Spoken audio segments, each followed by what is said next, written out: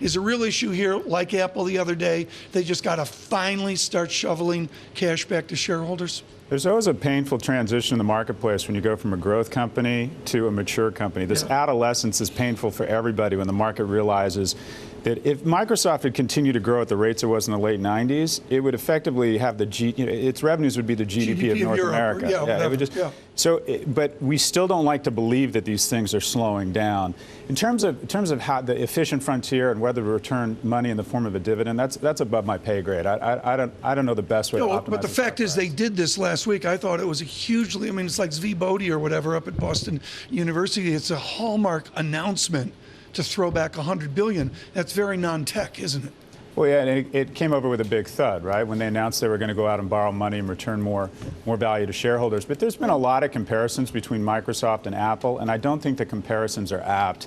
Microsoft has missed almost every major technology shift in the last 10 years, and I would argue that Apple has been the catalyst for those big shifts. I'm glad you point that out, because one article that stood out to us in the New York Times last week compares Tim Cook and Steve Ballmer, the CEOs, both focused on delivering profit and revenues, and both have delivered, yet shareholders are questioning and the stock has fallen. Do you see any parallels here between the way that they're running the business? So a fair point. Since Ballmer took over, profits have almost doubled. I think revenues have tripled or quadrupled, but the stock's been cut in half.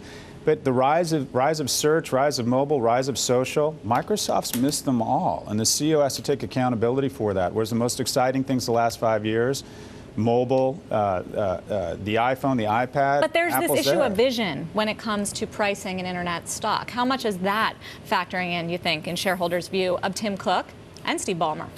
I don't think Tim Cook gets the credit he deserves, because the thing that made Apple the largest market cap company in the world was a combination of having the highest priced product and the largest market share. No other product. Imagine if Ferrari had the market share of General Motors. That's effectively what Apple was able to do. The company with the largest margins and the largest market share.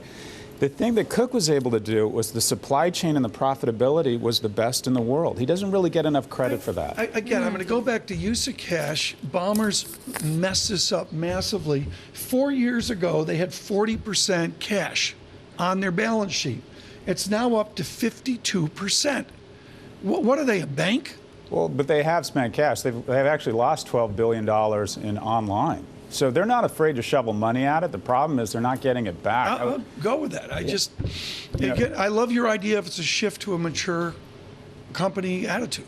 Are these the two right guys to do this, to shift? You know, these guys, it's easy to heckle from the cheap seats. They're both outstanding professionals. And I think that Steve Ballmer is an outstanding. The question is the following. After 12 or 13 years at the helm, is it time for something different? Because that's a long time to be sitting in the CEO chair. Yeah. That's just a difficult job. Your inbox is never empty. So I would say Tim Cook has at least another 4 to 6 years. At some point in the next couple of years, Ballmer himself will start asking, do I really need this?